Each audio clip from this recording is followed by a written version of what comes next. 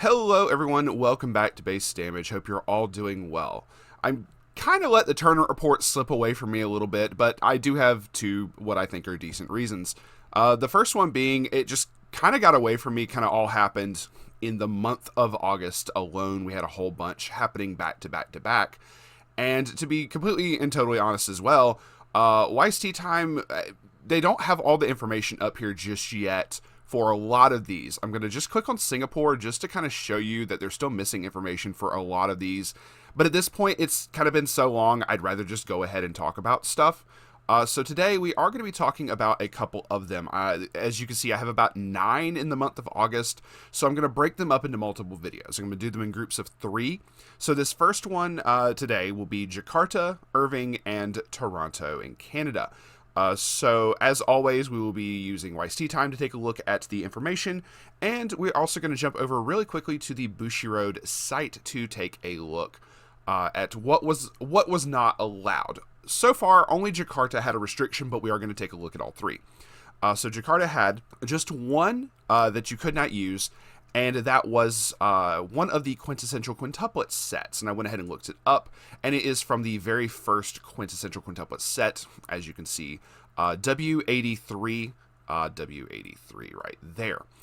So you couldn't use the first quint set, that was it, and honestly at this point not a lot of stuff is really used from the first quint set, but sorry if you picked up those cards and you can't use them. You could not use those in Jakarta. I hate how the site just moves automatically without like letting you do any input whatsoever. The next one is Irving, Texas. There's a third one that I have to add to my typical Marvel, Pixar, and now Disney. We cannot use Disney. That is the other one that was Texas. And for Toronto, once again, Marvel, Pixar, and Disney. Could not use those. So we're going to take a look at those 3 today. And I will be trying to get out the other ones very soonish. But I actually ended up going to Duluth, so we're going to be having a specific podcast episode talking with one of the teams that actually topped there. So do keep an eye out for that. As well as I have a vlog coming out for that at some point. It's going to take me time to edit it and get it together. Let's take a look at Jakarta. Enough dilly-dallying. So they only had 15 players, so we didn't have the teams and everything. They ended up having to break it down into singles, which is totally understandable. But I do feel that this is a good example of what's to come, because this was also before the announcement for the ban list, in which in the ban list, Nikkei did not get touched. And as you can see from Jakarta, let's take a look. So, first place, Bunny Girl Senpai. Second place, Nikkei, Biscuit Noir. Third place, Nikkei, Modernia Biscuit, Modernia Biscuit. Overlord with Door Bar in 5th place. Modernia Biscuit, Overlord, Modernia Biscuit. Do you see the pattern here? And obviously we can't look at some of these decks, but obviously with 1, 2, 3, 4 of them being Modernia Biscuit, I don't think we need to show all 4 of them. Biscuit Noir is kind of cool, so I do want to take a look-see at that. I feel everyone kind of knows what the Bunny Girl Senpai deck looks like. But since it showed up 4 times, let's take a look at the Modernia Biscuit as well. The Noir one, I believe, is the level 3. So I believe that's the level 3 for the bar. So I think this is basically standby bar, trying to get these in here. Yeah. So shenanigans here. YouTube, please do not hurt me. Basically doing the whole give your stuff shot, give your 7 standby and the singular bar. That got first place. Like, just saying, that's pretty cool. I do like how this is. I do like the setup for it, and this is the biscuit that they were talking about. But since you're running this, it's like, might as well run the combo for it and everything. Let's take a look at what the Modernia Biscuit is supposed to look like. The Modernia being the level 1 right here, and I guess I should give Biscuit her own little spotlight. But basically, this is your 4 salvage and 4 standby. This has been a deck that showed up, I want to say, we showed live at Worlds when they were doing the feature matches. I believe this was one of the decks that got to top cut. Not this one specifically, but this particular setup is one of the ones that got to top cut at Worlds. And as you can see, it got top cut 4 out of the 5 Nikkei decks. And that should also state 5 Nikkei decks, or 5 decks out of the top 8. It was just all Nikkei. Now, I'm certain someone somewhere is going to be like, oh, well, it was only 15 players. Of course, you're going to have a high representation of one or the other. Yeah, but I mean, that shows how many people are wanting to play it too. Like, even if you rocked up as teams, that showed how many people have the decks. And like, assuming it was no other Nikke decks in the entire 15 players, that's a third of the players rocking up with this. Because the teams, 1 out of 3. That should show you that there's a Nikke deck probably on every single team. Maybe not every single team, but on many of the teams that are showing up for it. Like, it's something to keep an eye out for, if nothing else. Moving on to Irving, Texas. So we'll see maybe if that holds any weight as we continue on, because there is another deck by this point that you're going to see a lot of. So for Irving, Texas, we had 41 teams. 41 times 3 is 123 players showing up for this. So that's really huge. Really big. Well, still really big. Thank you to everyone who showed up at Jakarta, but also, for everybody showing up at Irving. It's hella awesome, as the kids say. So first place, let's go ahead and talk about one of the first big things. I'm just going to go ahead and start up a tab for this one. You're going to see this quite a bit from here on out. By the time that this happened, the Bang Dream My Go Ave Musica set was legal. So we had Obliviones and Dolores for Bang Dream. We had Slime with Standby Muron and Bunny Girl on 8 Door. This one was also really cool for the next one in the second place here. Second place, we had Modernia Biscuit. We had Slime with Rimuru and Muron, some kind of setup of Muron. This is probably the most Muron I think we've seen all team season. It is like in the top 3 right here. And then lastly was Konosuba Axis Cult. It's just hilarious how this worked out. Like, apparently they just lost until they got the top cut. And then when they got the top cut, they actually won against like some big names or something. It's just funny how that works out. So really cool there. Shout outs to the Konosuba player for having the balls to go in here. One, get carried by these other two, but at the same time, just like saying, I don't give a shit. I'm just gonna have fun. My head's covering that. I need to move over a bit more. There we go. Then on third place, we had Bunny Girl Senpai 8 Door, Standby Muron, and Modernia Biscuit. Fourth place, we had Seven Deadly Sins with Elizabeth Hendrickson, Hololive Watame Marin, and Bang Dream Obliviones Dolores. Where's the Nyamu, is what I have to say. She's in there. Fifth place, Obliviones Dolores, Modernia Biscuit, Elizabeth Hendrickson. Sixth place, I can talk, Lyco Rico, Lycoris Recoil. Another big one I do want to show off. I think this has the new stuff for it because they had a premium booster. Modernia Biscuit and Obliviones Tomori. So interesting little change up there. Lyco Rico 8 Door, Blue Archive Pants Choice, and Konosuba Union and Megamine for 7th place. 8th place, Audi Ferretta, +2 Soul, and the Bar, which is the UA and the, oh my goodness, I can't think of her name. It's the Bunny Girl. It's the Shea top end. Hololive Mume and Mel, and Data Live 8 Pants. So, this was also before the unrestricted for Data Live, because Data Live's like last 2 cards got taken off, I believe. They had to pick one of 2 basically left over. Okay, no, sorry, not completely unrestricted. They had the choice of one of 2 taken off, but the Kurumi level 3 is still limited to 2 copies. Never mind, sorry. So that is going to be it. So we're going to be taking a look. Let's go ahead and look at the Lyco Rico, because we're going to talk about the Obliviones for a second here. Okay, so this does have a lot of the premium booster stuff in here, with this being the top end. This and there's the other Takina, I had to think of her name. This ability activates up to 1 time per turn. At the end of this card's attack, pay 3, pitch 1. If 2 or more other Lyco Rico. If you pay the cost, you can stand this card. Watch out for Memory Kick. It's not... No, it's not this one. There is... Okay, no. Here's the other Takina. There is this Takina. When the climax gets played, you can put a copy of the Chisato face up underneath her as a marker. If you do, all of your other characters get 3k power and the following ability to end of turn. When this card attacks, put the top card of your opponent's deck into their winning room. If it's level 0 or lower, deal 1 damage to your opponent. And I remember one of my first round opponents at Duluth was actually playing Leica Rico and explained how the combo worked to me and everything. And the level 1 combo is Cherry Blossoms in Full Bloom. When that's placed on your center stage, you have another Leica Rico. Search your deck for a Leica Rico, add it to your hand, and this card gets 1,000 power till end of turn. So you don't even, it's just on play at the climax, which is kind of nice there. But just figured I'd give this one a decent little showing. And there is another, this is another funny thing we kind of had to keep an eye out for from now on. It's more specific than the Yuji from Shana, but Final Duty Chisato, I know it's kind of hard to read here, but this level 0 says, continuous effect. You cannot receive 4 or more damage by the auto effects of your opponent's characters. So sorry for anybody wanting to play Last Shot Xenon or any relevant effects like that. If you have any effects that just outright burn for 4, this Leica Rico card is going to be like, nope, can't do it. It has to be less than 4. But if you have burn 3s, they work. So, but a lot of decks now are doing like, burn 2s or burn 3s or whatever. Moving on to the Oblivioness and Dolores. The Oblivioness is this level 1.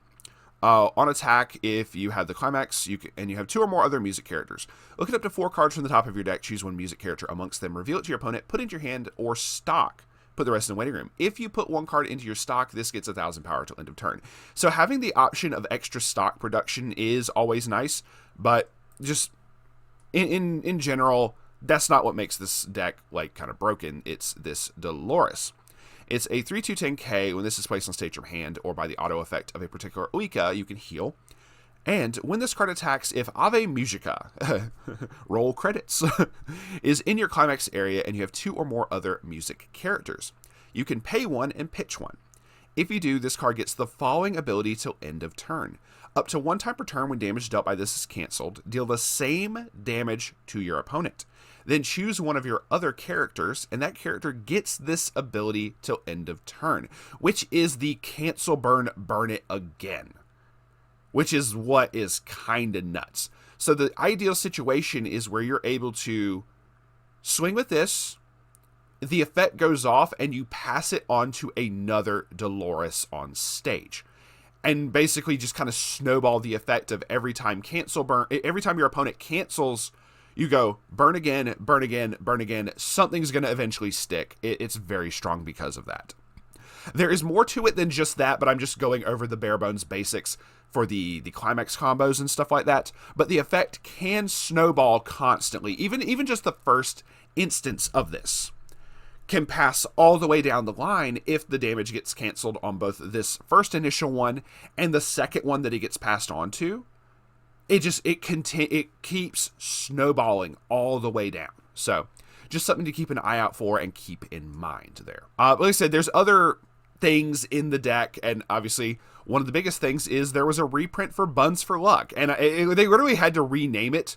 There's an errata on the Bushi page they've errated this instead of You Can Do It Bread into Buns for Luck. Like they straight up had to change the name of it. I thought that was hilarious. But yeah. So I'm gonna say there's more parts to this than just those climax combos, but I did want to at least highlight the climax combos really quickly. So definitely go look up this deck and just kind of familiarize yourself with it. If you're going to any of the regionals, you're going to have to deal with this. So that is it for Irving, Texas. Let's move on to Toronto, Canada. So for Toronto, Canada, we had 45 teams. So basic math, 135 players. So really awesome there. And we do see a little bit more some decks that we hadn't seen in the other 2 so far. Like we have a Chainsaw Man coming up. But we do, and even Oshinoko. But we do have a lot of Nikkei in here, if you've already been able to take a look-see at this. So let's take a look. First place, we have Quintessential Quintuplets, Miku finally getting a dub after so long. Bunny Girl Senpai 8-door Nikkei Modernia Biscuit. Second place, Chainsaw Man with the Himeno Aki build. I actually do want to take a look at the Miku. Elizabeth Hendrickson and Blue Archive Bar Choice. Third place, Bochi the Glock with Door Bar. Bunny Girl 8-door and Bang Dream Oblivioness Dolores showing up once again. Fourth place, Bunny Girl, Oblivioness Dolores, and Nikkei Modernia Biscuit. You see, this is going to be the pattern here, is these 3 particular ones. Fifth place, Blue Archive Pants Choice. I actually might take a look at that later. Nikkei Modernia Biscuit, Oshinoko 6 Standby 2 Choice. I would love to take a look at this link, but once again, as you can see, they don't have all the information up here, but at least they have which decks topped, and we're glad to see that, if nothing else. But we do not have the deck list for some of these, and I'm very sorry about that. So keep an eye out on Weiss Tea Time. If eventually they do get the information, feel free to go back and take a look at it yourself. Always advocate going and checking out Weiss Tea Time. They're really awesome people. 6th place, we have Modernia and Rapi from the Trial deck. Chainsaw Man 8 Pants, which is just funny to me. I'm going to actually want to take a look at that. Artiferetta 8 Pants as well. I know the deck for that, so I'm not really too terribly worried. Slime Door Pants, Overlord Door Bar, Nikkei Modernia Biscuit, and lastly, 7 Deadly Sins with Elizabeth Hendrickson, Bunny Girl 8 Door, and Bang Dream Dolores. So, and let's take a quick look at the Miku deck. Obviously, we need to point out that Miku got a bunch of buffs from the last premium booster, in which I think Miku probably benefited the most, because before, the marker build was ass. Like 1,000%, I feel that's warranted to say is it was utter ass, and it got a bunch of cards in the premium booster that just pushed it above and beyond. It is so much better than it was before. But this particular one is not for the premium booster. The What She Wants to Do Miku Climax combo is on attack if the Climax is in play, and you have 2 or more other Quince characters, you can pay 1. If you do, perform the following action. Put the bottom 4 cards of your opponent's deck into their waiting room. If there's a Climax amongst those cards, deal 1 damage to your opponent X times. X is equal to the number of markers underneath all of your characters. If it's 2 or less, X is equal to 1. If it's 3 or more, X is equal to 2. So basically, if you have 3 or more markers on your side of the field when this happens, you can burn 1 2 times. So as long as if there is a Climax, it doesn't matter. It doesn't do this for every single Climax. I wish it did, but they're not going to do that. So, and then the level 1, like I said, this is also not from the premium booster. So there's no Climax combos from the premium booster that really mattered, but it was all the other support cards that just made it a lot better. Go take a look at the deck. I'm not going to go over every single premium booster card. I'm just highlighting the Climax combos really quickly. Is Unparalleled Beauty Miku 104K. The Climax combo being when Dream to Achieve is placed in your Climax area. If this is in your center stage, you can choose a level X or lower Quince character in your waiting room, return it in your hand. X is equal to the total number of markers underneath all of your characters. So the more markers that you have, at least 3 markers, you can add back a level 3 or lower. So, but you can get more markers than just 3. So, but yeah, just kind of showcasing it really quickly. Lots of really cute arts and everything. It's just adorable right there. So, hold on. We're going to show this. That is adorable. Anyway, and then the 8 Pants build. So, what is the other? So, it's this level 1 Aki. When this attacks, if starting point of Devil Hunting is in your Climax area, choose a character in your waiting room and return it. Just basic on attack salvage, don't have to reverse or anything. Okay. And obviously the Aki is going to get really big from his first effect. Then, first Cigarette Himeno. Here, Lung Cancer, 3/2/10K.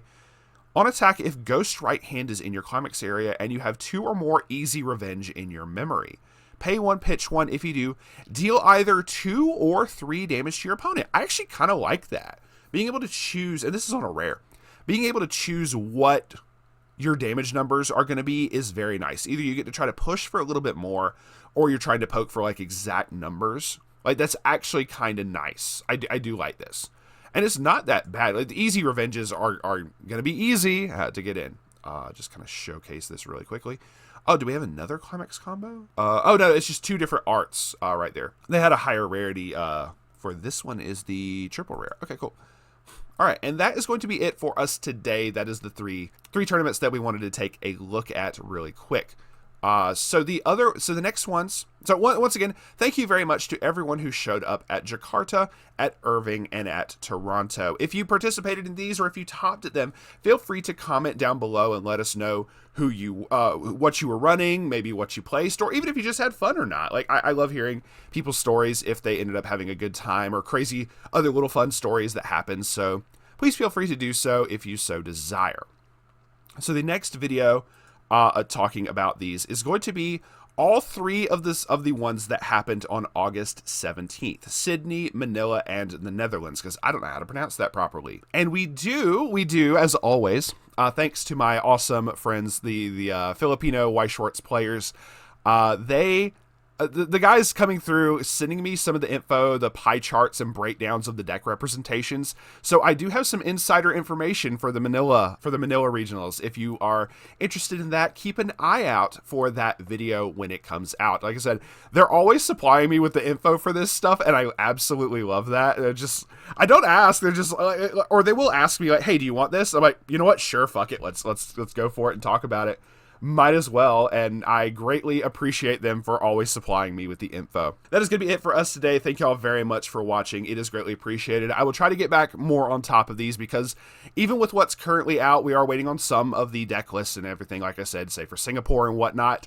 But we only have 3 more for the end of this year, so hopefully try to get this out before all the information and all these happen. But let's just have a fun time, and I hope everyone enjoys their respective regionals when you go. So y'all have a wonderful day. Remember to stay safe and stay based.